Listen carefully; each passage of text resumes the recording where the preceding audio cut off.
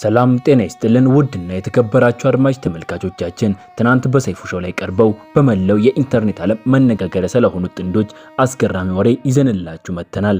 ታዋቂውና ተወዳጁ ጋዜጠኛ አዳነ አረጋ ውብ ባለቤቱ ቢታንያ በሰይፉ ሾው ባደረጉት ቆይታ ስለ ፍቅራቸው፣ ስለ ትዳራቸውና ስለ ህይወታቸው ያልተሰሙ ጣፋጭና አስቂኝ ገጠመኞችን አካፍለዋል። ለመሆኑ በቆይታቸው ምን አስገራሚ ነገሮችን አነሱ?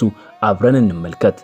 በጋዜጠኛ አዳነ ስንጀምር አዳነ ስለ ፍቅረኛው ሲናገር ሚዲያ ላይ አለመታወቋ ለሱ ትልቅ ጥቅም እንደነበረውና እሷን ለማጥናት 6 ወር ብቻ እንደፈጀበት ተናግሯል። ከውበቷ ባሻገር አስተሳሰቧ ውይ የሚያስብል ድንቅ መሆኑን ነው የገለጸው። ሌላው የሚገርመው ደግሞ የሰርጌ ቀን አርሰናል ዋንጫ ካልበላ አላገባም ብዬ ነበር በማለት የእግር ኳስ ወዳጅነቱን በአስቂኝ ሁኔታ ገልጿል።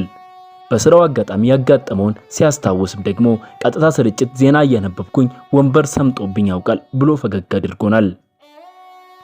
ባለቤቱን ደግሞ እናትዬ ብሎ እንደሚጠራትና የማይሰለቸው ምግብ ደግሞ ሽሮ እንደሆነም አያይዞ ገልጿል።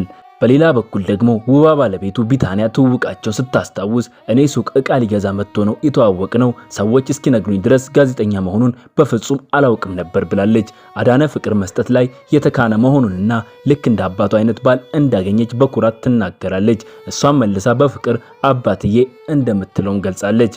የሚገርመው ደግሞ የእድል ቁጥሬ 6 ነው በሚል 6 ልጆች ቢኖሩኝ ደስ ይለኛል ማለቷ የብዙዎችን ቀልብም ስቧል። ውድና የተከበራችሁ አድማጭ ተመልካቾቻችን እናንተስ ይህ ቪዲዮ ከተመቻችሁ ላይክ ያድርጉ።